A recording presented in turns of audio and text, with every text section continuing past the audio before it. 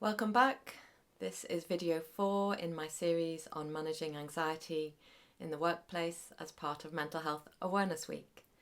So we have looked at what is anxiety, the unhealthy coping mechanisms we might use to manage anxiety.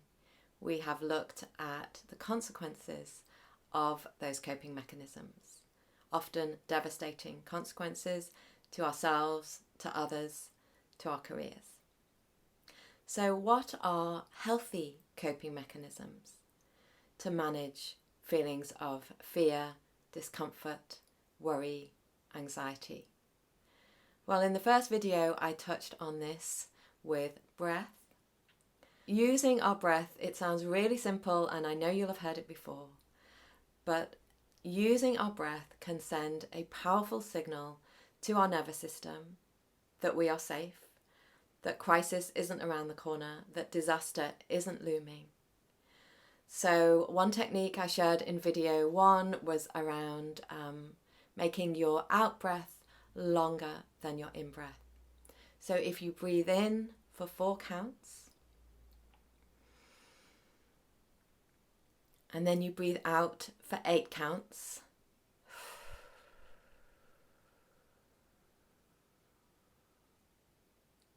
and on the out breath, you can make a sound, you can sigh, you can shout, you can do whatever helps you to feel more relaxed. But as I do that longer out breath, I really feel my shoulders dropping, my chest, feeling less tight, can feel my body relaxing. And there are lots of resources around breath, so I encourage you to explore those. What other techniques can we use to manage our anxiety and our fear and our worry? Well, if we can ground ourselves in the present, that would be really helpful. So when we think about, anxiety, it's often based on past thinking or future thinking. I've done something wrong. What if I get found out? I wish I'd done it differently. I shouldn't have done that. Or thinking about the future. It's going to go wrong. I'm going to get it wrong. I'm going to fall over when I get up on the stage. I'm going to get told off. And as I said earlier in a previous video, our thoughts spiral. So I'm going to get told off, lose my promotion, lose my job, lose my house, end up sleeping on the streets. It's a spiral.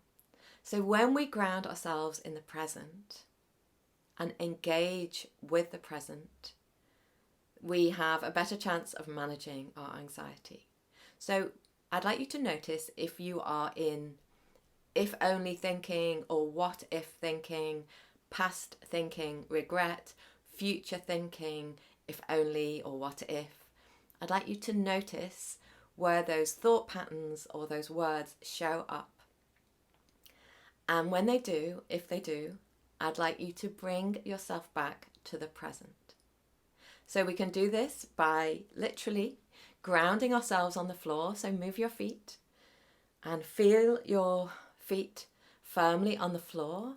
As I do these videos, I notice that when I do this grounding or when I do the breathing, I get more fluent. I get less tongue-tied. I get less worried about making mistakes. I feel more acceptable. I feel more safe.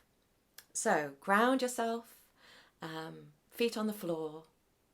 And this is why exercises like yoga and Pilates and any form of exercise, this is why they're so good for us, because they ground us in the present, they ground us on the floor, they ground us in our bodies, so into the body, out of the head, which might be doing a crazy washing machine loop, and into the body. Think about grounding yourself. And also when it comes to, if you're in past thinking or future thinking, think about engaging with the present.